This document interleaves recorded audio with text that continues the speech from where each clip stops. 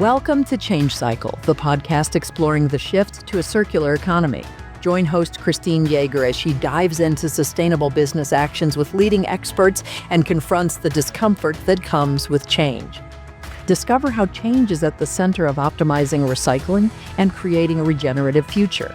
Tune into Change Cycle and be part of the solution.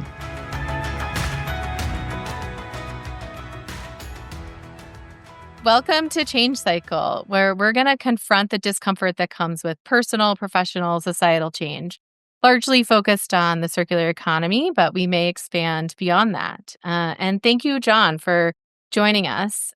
Super excited to jump in and talk to you. But first, I want to introduce you a little bit. I know you're an environmentalist at heart, and you found your environmental work focusing on policy, which is really centered around driving individual and institutional change and practices through law, which is a super effective way, as we know, in the sustainability space. Your specific area has been focused on waste and recycling, which is where we met working on extended producer responsibility and the first producer responsibility organization selected in the U.S. at Circular Action Alliance. Now, for our audience, we will discuss a little bit about what those things are. So, because I know there's a lot of vocabulary here, but really just some exciting, groundbreaking stuff and establishing this new organization that is now sort of fully formed and off to the races.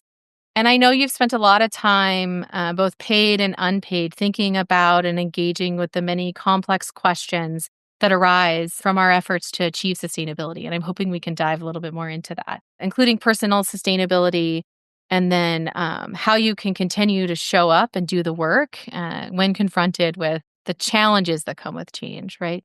And I know you're currently taking some time to breathe and reflect on work so far, figure out what's next in your journey as you evolve our, and how in general we can evolve our global system toward greater sustainability, which is really the topic and reason why I'm really excited to talk to you.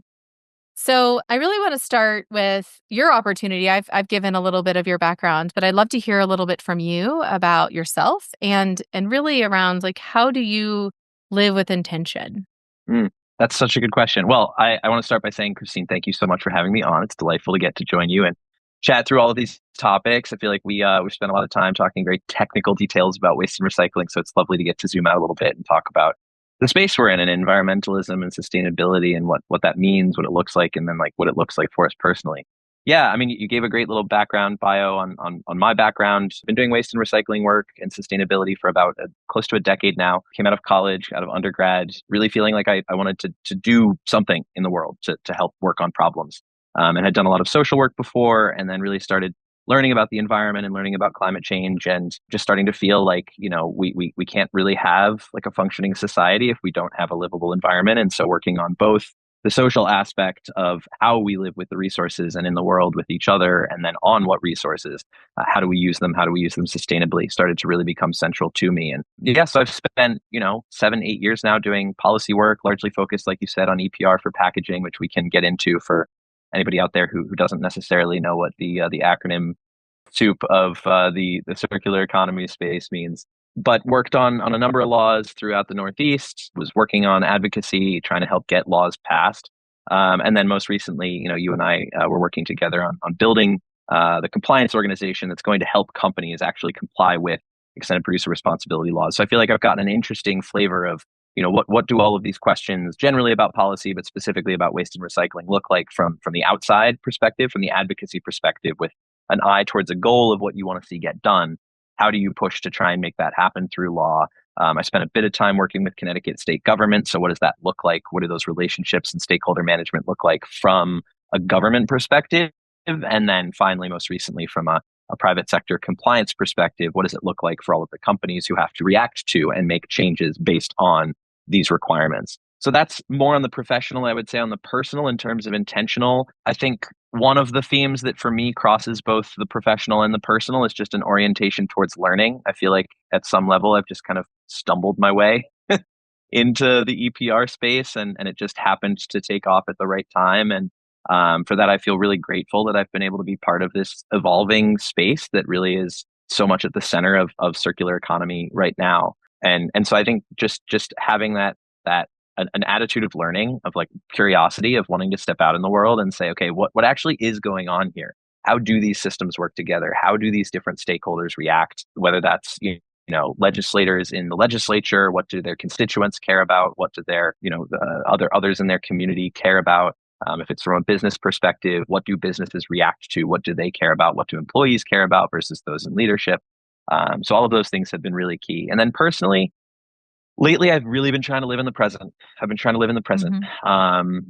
Definitely, this past year for me personally, there were a lot of big changes, both professional and personal. And I think I've really tried to commit in the past year to just being present, feeling what feels right to do next, not just trying to like overanalyze something to death and figure out exactly what is the best way to forward. And that's supported by, lots of walks, lots of meditation, lots of time to just breathe. So I feel really fortunate that I've found time to do some of that in the past 4 or 5 months, especially. Love that. That's so great. Yeah, it's tough to live in the present. So, yeah, I love that that's your focus. And then the learning, I mean, which I think dovetails nicely into my next question. Sustainability, I feel like I sort of make this joke all the time that there's a lot of homework that comes with sustainability. There's just so much information out there. There's a lot of things that seem to conflict. And then there's a lot of acronyms out there. So, depending on the direction and your understanding, you may have no idea what people are talking about when they say a certain three letters that go together. So, on that note, can you maybe define for our listeners, to you, what is the circular economy?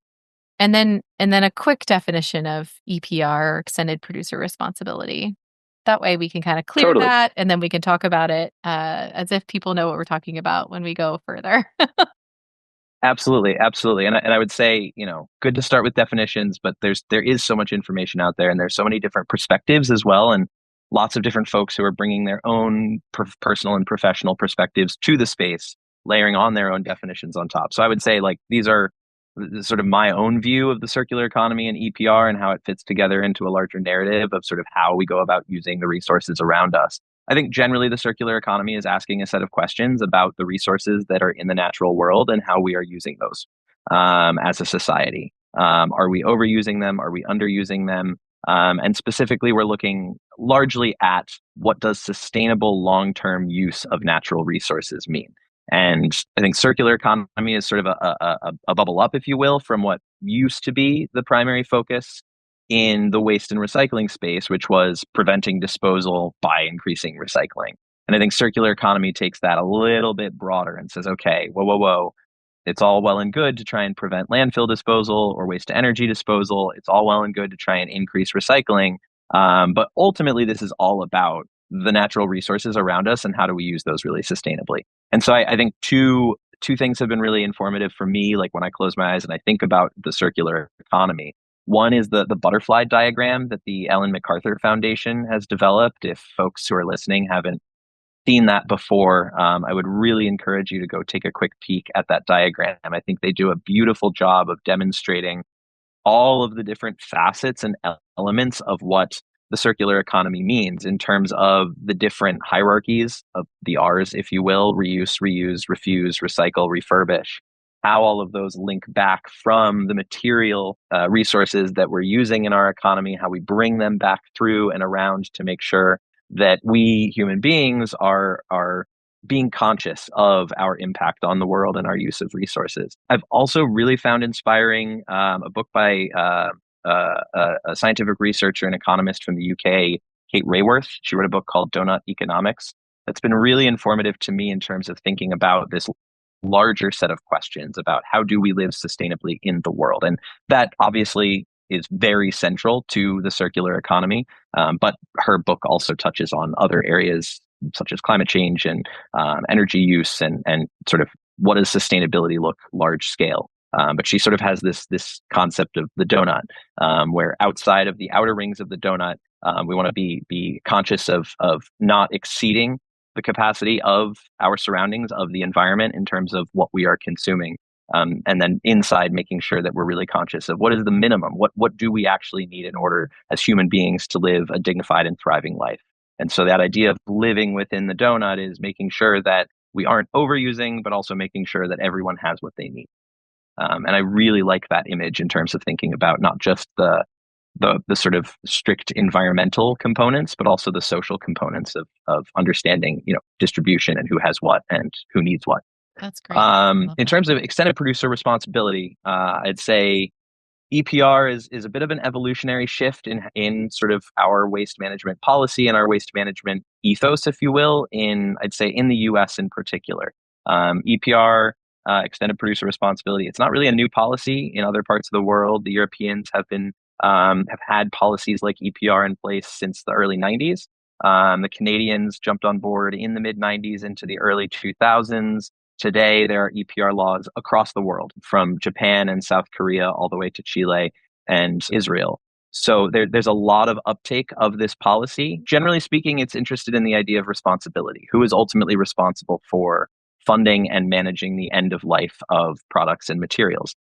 Traditionally in the US, that's been the role of municipal government or concerned citizens. I mean, recycling kicked off in the 60s and 70s as part of the sort of growing environmental ethos and Earth Day. And there were people that would bike down the street with a trailer and they would pick up recyclables from the Willing. And as that morphed and evolved into more formalized recycling systems, municipalities took on a lot of that cost and management.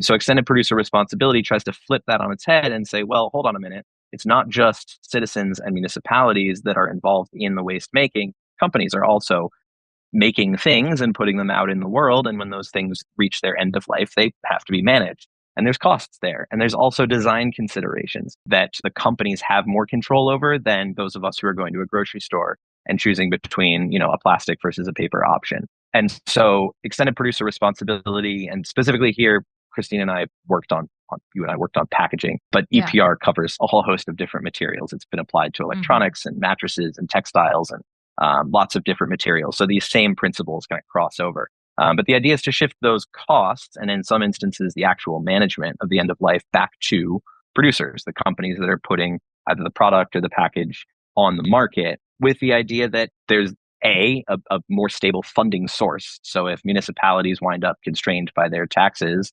in terms of what they're able to manage, you open up an additional funding source, but also by placing that responsibility back on companies, you're providing a really strong financial incentive for these companies to be thinking through what they're making, what they're placing on the market, and whether it's recyclable, whether it has recycled content, how durable, how long term, especially like in the electronic space. Are these products meant to be refurbished, meant to be redesigned, or are they really designed to be disposable after a year and a half of use? And so EPR helps start to shift and change that whole set of dynamics, which is why I think it's such a fundamental shift from a policy perspective, but also from a management perspective when we think about, how we go about building and developing a circular economy, because it has that really big philosophical shift in it.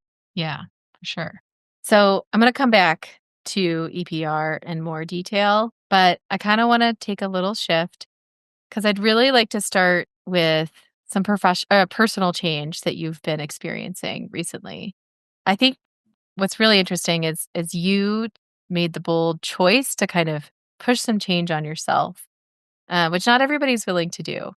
So, and for our listeners, John and I were working together, and then he made the bold choice to take a break and do many things, but one of them is hike the El Camino de Santiago. Did I say it correctly?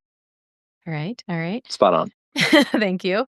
Some of you may have heard it as the El Camino de Compostela, which John taught me, which my brother should have, I think, also taught me probably in my 20s, and I forgot, but that it means seashells. And so it's this trail through Spain where you're sort of on this pilgrimage. But generally, the point is that you took this opportunity to kind of be both within nature and a new culture, and really immerse yourself and take some room to breathe and be a little present, like you said. So I'd like to ask a couple of questions. One, how did you come to this decision to sort of put some change upon yourself? Like, how did you kind of make this choice? I'm going to go do something radical like this. And then what was the biggest thing you learned from sort of imposing this change on yourself? Those are really good questions. Yeah, it was definitely a big decision to take that time and make that choice. I think a couple of factors this past year played into it. One of them personal. I just had some big personal changes that shifted in my life and were leading me to do a lot of thinking about the moment I was in and who I am and how I'm meeting the world and what the world needs at this moment. And I think that dovetailed as well with sort of a 7, 8, 9 year cycle that I felt like was kind of coming to an end in terms of what I've dubbed my eco warrior phase. Coming out of undergrad, heading into environmentalism, this strong feeling that like we're going to go out there and we're going to shove as hard as we can and we're going to fix it all and then the world will be better and it's going to be okay. And I gave it my best go, but believe it or not, we didn't solve all the problems. In And there 7 are or 8 still a years, I lot of know, problems out shocking. there. Yeah, shocking. And so really, I mean, it's felt like my own personal growth of learning about how complex the world is, learning about how complex these problems are, learning about, what does a right-sized idea of the change that you as an individual can have in the world look like. And, there's been a fairly heavy dose of humility along with that process of, challenging my own ego, challenging my own understanding of, what personal agency I have in the world and what I have to give to the world that is within sort of the bounds of reality. And that's going to look different for everyone. But I was starting to feel like I was really spinning my wheels a lot and finding myself feeling, I hate to use the B word, but feeling fairly burnt out and feeling like I needed to take a moment to take a deep breath and reassess and do some deep thinking and do some deep soul work to be able to come back to this sustainability and environmental work that I love so much and do it from a more personally sustainable standpoint where I could feel like I could show up and do the work that needed to be done on a long-term basis. And, that idea of personal sustainability is one that I've heard from, lots of the old guard environmentalists who talk about it being a marathon, not a sprint. And I was sprinting. And so I felt a need to just take a moment and reassess what actually being able to run the marathon looks like. And so maybe too on the nose, I decided to go walk at a very regulated pace for 5.5, 6 weeks in Spain. Went with my parents, which was a really special experience to get to walk with them. They're in their late 60s and grappling with their own questions about how much longer they're going to be able to do something like a 6 week walk through Spain. So to be able to take that time and go and walk with them and spend so much time together was difficult at times, I'll be honest, but also really rewarding and really special. And I think I led with that idea of intentionality, those lessons of being present. The Camino really helped me spend every day kind of in the same rhythm, out in the world, walking, to be honest, not in front of a screen, which helped a lot as well. Yeah. To just feel my feet on the ground and feel myself in the world and feel myself present and just trust that things that need to happen next will happen next. And getting to practice, I actually had a lot of conversations with friends on the Camino about sort of the process of practicing that daily rhythm. And the Camino kind of lets you do in microcosm on a daily basis these very, very, very basic, simple routines, and put into practice. Like today, I want to spend at least 20 minutes as I'm walking, as in the present as I possibly can. And you know what? If you go out today and you do it and it doesn't go super well and you only spend 5 minutes and then you realize that it's an hour later and your brain has been running, you have tomorrow and you can go out and you can try it again. And you have the day after and you can go out and you can try it again. And to have that kind of controlled space to get to just really focus on being present, for me, helped me start to do that processing and open up to myself, what I want to do, what brings me joy. How do I actually process and ingest 8, 9 years of trying to shove the stone up the hill of this sustainability work to find what feels like what I want to work on next. You said the like humbleness of understanding that it's really complicated, that this is really hard. I always say I have learned, I guess, similarly over the years. If it were easy, somebody would have done it already. It's kind of been my like mantra. I Because like there's a that. lot of people out there that have been trying to solve a lot of these issues for years. You meet people in the sustainability space that have been in there for decades, right? And there's not many of them. And they always would tell me it's sort of a joke that you see these job descriptions that say we need 10 years of sustainability experience because there's just not that many people out there that have 10 years or 15 years or 20 years of sustainability experience. Yeah. So I love that. Like it is kind of humbling. And I do also feel like there's always someone else that knows more about a particular topic than you do. And yet there's also somebody who always knows less. And so then it becomes this sort of, once you get, I think, past the like, it can be a little intimidating to join into the sustainability party because maybe you don't have that background. But then once you get past that, it's sort of everybody's kind of doing what you're talking about. Is like trying really hard to push this boulder up the hill together and feel like you've actually made a change, which I can see why that can feel a little heavy, you know? So anyway, thank you for sharing that. That's great. I also really like the idea of personal sustainability. I thought when you said that at first that you meant like me and my choices and my actions related to sustainability, but you totally meant that I need to like make sure that my mind and my body are in the actions that I'm taking are sustainable for my own life. Like that's beautiful. You're totally right. Like you need to give that space. So do you think now that you've are kind of I know you're planning to go back, but in the interim, like what are some things that you're maybe going to do to help support your own personal sustainability? Oh, I love that. Yeah, the personal sustainability. Well, it works on both levels, right? I do think that there is a really important place for, personal sustainable action, having a garden, trying to bike instead of drive, making sort of more sustainable choices about what you're buying or not buying, fixing things as opposed to buying something new. Like all of these I think are really good practices that ladder up to larger change, absolutely. But I also feel like they just make you, I don't know, they make me feel good. Like I feel better doing more things that are more environmentally sustainable at the same time that I'm also trying to practice that sort of personal sustainability. I think in this moment, so I am in this like weird interim period where I sort of did the walk in September and October. We were not actually, unfortunately, able to finish the full Camino. We had to come back about a week and a half early due to a minor family situation. So the moment we made that decision to come back as a little family unit, I said, I have to go back. I got to do this again.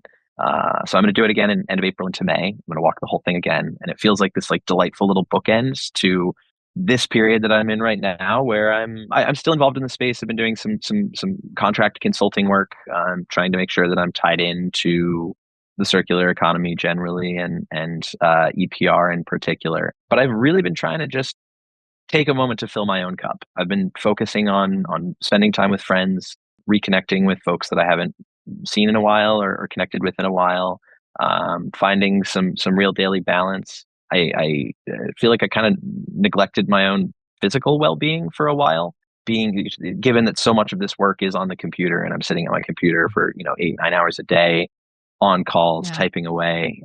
So I've loved having the time to go on long walks with my dad and his dog, or I recently got into kickboxing, weirdly enough. So Oh, I've been doing some kickboxing, which has felt really good. But yeah, having the time to focus on my body, yeah. like Yeah. I this get it. physical thing that I'm in, Yeah. I get um, it. has felt really good too. It's hard. It's just personally, I moved to Colorado in March or in July of 2023 and started paying more attention to my body and started allowing myself to sort of accept that I had been kind of neglecting it more than I thought, and so started to unearth things. And along that way have been kind of reminded that healing is a journey, right? That you don't just all of a sudden get a new routine and then everything's better. There's a lot of setbacks along the way and your body kind of readjusts and you have to adjust along with it. Not to hit home the change point, but it just is a constant change is constant. It All is. right. It So is. it is. This is great, but I do want to shift back a little bit to the circular economy. So thinking about what you learned and experienced recently in this sort of being present and just understanding the complexity and trusting that you need a bit of repetition and space to learn and evolve. Thinking about that, then if you shift that to the circular economy, what do you think needs to change in order for there to truly be a circular economy? Big question, I know. A very big question, a very big question. Well, there's a lot of people that in the circular economy space that say often, there's no silver bullet, there's no single solution. It's a whole host of solutions. I think if I'm being honest, one of the things that I've been reflecting on quite a lot recently kind of comes back to that personal versus the system. And EPR, coming from the advocacy space, coming from sort of the general thought space about who is responsible for what. This concept of the personal versus the systemic comes up a lot. The ethos of the 1960s, 1970s, as I understand it, I wasn't alive then, but as I understand it, there was a sort of view that, government had a role and government needed to shift and change, but also individuals had the primary role. And it was about behavior change. It was about individuals saying, okay, I'm going to choose to recycle. I'm going to choose to, refurbish this old piece of furniture instead of throwing it out and getting something new. And I think, that in large part kind of came out of, the grit and determination of the 30s and the Great Depression and sort of forced thrift and forced or compelled, sort of local reuse mindedness, if you will, and consumption being this necessary prerequisite for ongoing making of money, which is important and makes the world go round, but also can get a little bit carried away. And so I think this whole EPR conversation starts to open up and ask bigger questions about who is ultimately responsible for the problems that we have in front of us. Is it really a matter of you and me and all of these other individuals in their towns making choices to do the right thing? Or do the companies that are sort of financially bringing home the bacon, this whole set of economic interchange, do they have some role to play? And we started to see that, through ESG and through, corporate social and corporate environmental responsibility measures. But those are largely voluntary. ESG is kind of getting into the regulated space a bit. EPR can be voluntary, but often EPR is a set of laws. And so those laws start to place specific requirements on companies saying, no, we are actually going to shift this responsibility to a different entity in the supply chain. I mean, consumers are part of the supply chain, but I would say consumers, relatively speaking, have power in some ways, and in some ways are very powerful, and in other ways are probably the least powerful in terms of some of these design questions and sourcing questions and things of that nature. So I think all of this brings me to a point where I think EPR is playing a really important role right now in helping flood a ton of finance, frankly, into recycling, into reuse, into these other measures that are going to help bring about the conditions for you and I and everybody else in states that have EPR, for packaging at least, to make more sustainable choices. And I think that's great. I think one of the areas that goes, in my mind, a little bit unquestioned or under-questioned in the EPR space is this issue of consumption. And back to sort of Kate Rayworth's donut economics, like what is the amount of consumption that leads to a good life versus what is an amount of consumption that potentially is excessive? And this gets into really, really sticky, really, really complicated areas because, we live in a society, a liberal society where you should be able to make your own choices about what you consume. And that shouldn't be dictated through a law. That shouldn't be dictated through some sort of punitive measure that's placed on you. But it has, for me, started to raise a lot of questions about, my own life and what makes me feel good and what makes others in conversation when I have with friends and family, what makes them feel good. And I think we're sort of reaching this moment where we're starting to ask a lot of questions about the limits of consumption to make us personally feel good, which I think ideally starts feeding back into these circular economy conversations where EPR is absolutely going to help us, recycle more, reuse more, set up better systems, have more, more circular systems, whether that's at scale reuse programs that are funded not just by, somebody who wants to join their local cup co-op through their local coffee shop, but, to be able to go to the grocery store and like genuinely use reusable containers in a system that feels intuitive and makes a lot more sense. But also to start questioning, what do I need to buy? What level of convenience do I actually need in order to make myself feel good, feel whole? Because I do worry that, that consumptive model can start to feel a bit like an addictive cycle where, in the short term, you get that dopamine hit from hitting, one day shipping on Amazon and having that package show up at your door. But the next day that hole might still be there. And, it's very easy to just keep clicking that button, thinking that's what's going to bring you that fulfillment. And I would say for myself, I don't know that necessarily brings me the fulfillment that I feel like I want in my life. Yeah. I was in New Orleans recently for the family friendly Mardi Gras. So I brought my whole family. And that does exist, by the way, John, just in case you didn't think it did. There are some family friendly parades there in New Orleans for Mardi Gras. And this friend of mine who lives there, her aunt was there, and she told, by way of my friend, told her that she's like, we were at this parade, and everybody is like reaching for all these things, and all of a sudden, I wanted everything that was coming off of this float. I didn't know I wanted it until I was standing next to everybody else, just like, yes, we need it, which like perfectly describes the situation. All of a sudden, I was like, I need that hat, I need that bead, and it's describing what you're talking about. There's this infection that happens with consumption, and becomes a big barrier to kind of say and ask yourself the tough question of, do I really need this? Or if I wait a day or two, will I still want that thing? Or is there something else I can do to fulfill that need that is maybe draws on less resources? So that's great. Yeah. I think it really starts to come back to questions of culture, I think. And this, to dovetail back to the policy discussion and environmental policy, I think it's had me thinking about potentially some of the limits of policy. Can state or federal government policy shift culture?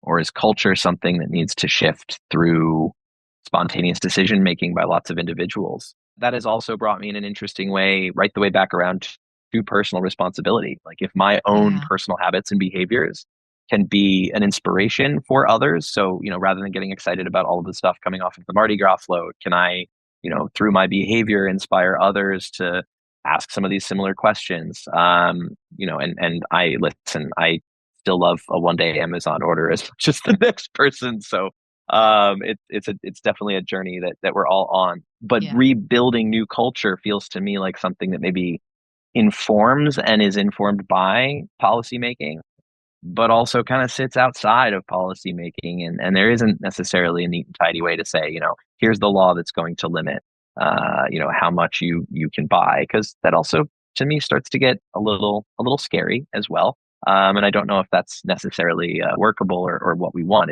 It's how do we shift that culture? How do we get buy-in from people into different ways of living? Love that. On that note, though, you mentioned, I think the cultural shift needs to happen, and there's a lot of aspects to that. But on the flip side, if EPR is only a piece of the puzzle, that can become a bit of fuel to a naysayer, right? That says, hey, EPR is only a piece of the puzzle. So why do I need, how much impact is this really going to have? So imagine you're a sustainability professional listening to this podcast, hopefully, and you're trying to influence your company or your peers or your leadership that EPR is important and still needs to be solved for, even if it is only a piece of the puzzle. What kind of advice would you give to sort of influence that shift in mindset? Well, and can I ask a clarifying question? Yeah, of course. Because there's sort of the view from a company's perspective of EPR as a policy that a company wants to buy into versus EPR as a policy that companies in some instances have to comply with. So maybe it's less of a clarifying question to you and more of just like a distinction between the different views that a company could have of this particular policy. Because I think from a company perspective, there are 5 states that have EPR for packaging. There are a set of compliance steps that companies need to take in those 5 states, and there are financial penalties and ramifications of not taking those steps to be in compliance. So that's like one whole part of the conversation. But then there is this other part about, I would say, I guess, cultural values buy-in to EPR as this really critical piece of the circular economy, and leading companies that really want to maximize their sustainability and help drive the conversation forward can adopt and find themselves at a point of supporting EPR for packaging. I don't mean to naysay EPR for packaging. The whole consumption conversation to me feels like the next step beyond EPR for packaging, of like, what are these other elements of bringing about a circular economy that EPR might not be able to solve? The problems EPR, I think, is really good at solving is, how do we manage the stuff that we have right now? The US is producing hundreds of thousands, millions of tons of recyclable material, theoretically recyclable. Some of it currently is recycled material every year. That has to go somewhere. Currently a lot of it is going to landfill. A lot of it is not going back into the circular economy. It's not going back into manufacturing new goods and new packaging. So, EPR as a policy tool is really good at saying to that system and that flow of materials, we're going to inject a lot of capital into new technology, new infrastructure. We're going to help lift the responsibility, or the sole responsibility, for managing all of this material at its end of life from municipalities who are constrained in terms of the financial resources they can bring to bear. And we're going to, hopefully start to feed more and more money into new systems and new ways of circulating packaging through the economy, or circulating products, frankly. I mean, you can start rethinking the whole concept of packaging. Packaging is a material that's, it has a use to deliver something to the consumer. I love seeing like all of the new innovations in like laundry detergent now, where rather than shipping a whole bunch of water, companies are making these tiny little pieces of material that come in a little cardboard box, and you throw one of, it's not paper, it's I should know exactly what it is. Maybe you do. But the detergent is dehydrated down. Yeah, it's like into like a like slit. Yeah, like a sleeve or something. Yeah. And I mean, that lets you rethink like your rice paper. entire product delivery system, Yeah. which I think is brilliant. And I think EPR opens up a space to drive and incentivize more of that type of thinking, which to me is like the really exciting stuff at the heart of a policy like EPR. Is what can we maybe not even think up right now that might be incentivized when companies need to take on and have ownership over their materials? That what EPR isn't great at managing, although some of the programs like California's, for instance, are trying to beta test some of this, is the fact that there's an ever increasing amount of packaging that's winding up on the market. Ideally, if we're shifting towards more reuse and refill, that's helping pull away from the single use packaging stream and reducing the amount of material that winds up needing to get recycled. But those are some real tension there between the reduction side of reduce, reuse, recycle, and the ongoing need for companies to have higher and higher quarterly shareholder returns to their shareholders. And so I think EPR can help deal with some of that, but it can't deal with all of it, which brings me back to these questions of culture and individual action and consumption. Yeah, that's great. Well said. So, can you share a little bit about when you have influenced change, and what was the hardest thing about that? Change at what level?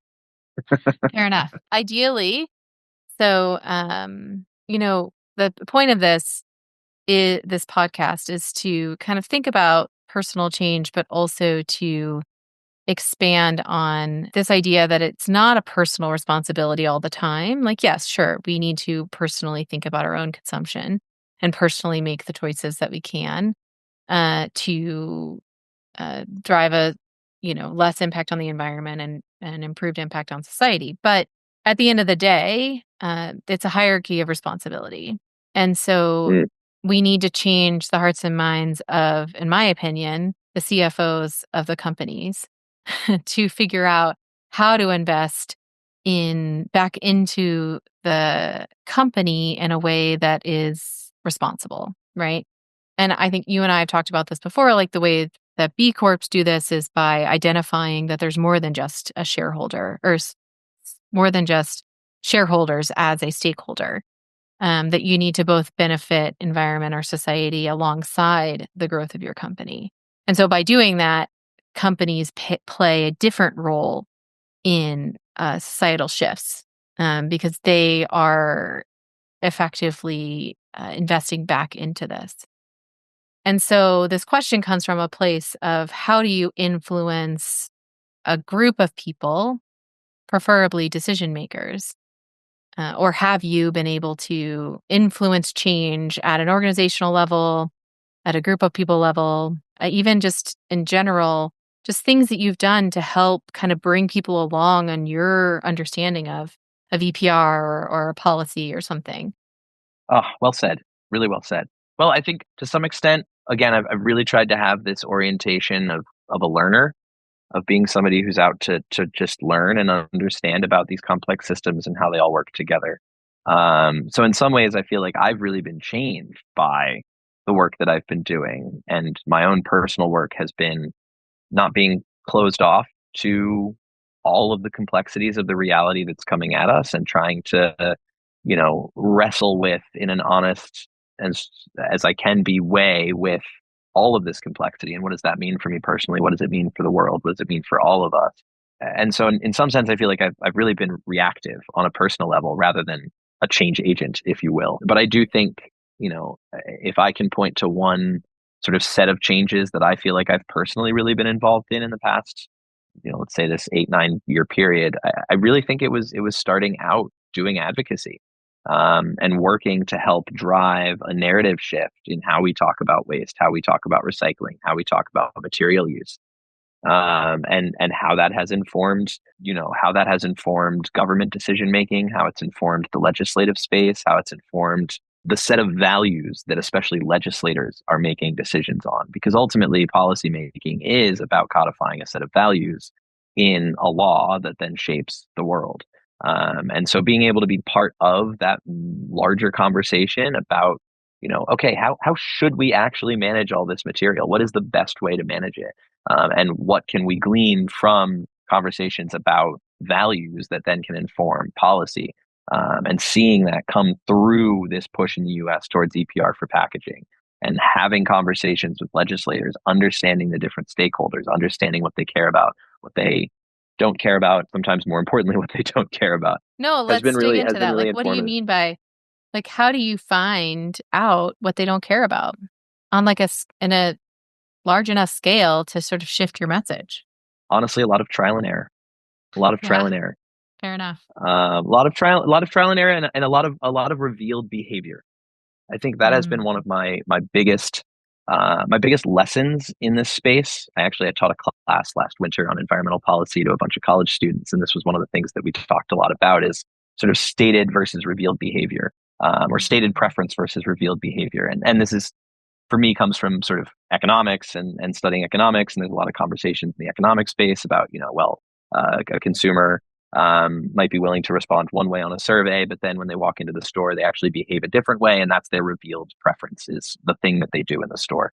And I think in the advocacy space and in the legislative space, and just generally in the in the sustainability and environmental policy making space, that question of revealed behavior says a lot. And for me, this has Mm. especially been important working with the private sector, although it's also important working with the advocacy and governmental sectors as well. But everybody's always trying to position themselves. Everybody's always trying to have their perspective, say what needs to be said, make sure that everybody knows that they're saying the right things, they're doing the right things, they're acting in a responsible way. But when the rubber hits the road and there's actually a legislative decision that's on the table, you start seeing actually where these different stakeholders, what they care about, and what they may say they care about versus Yeah.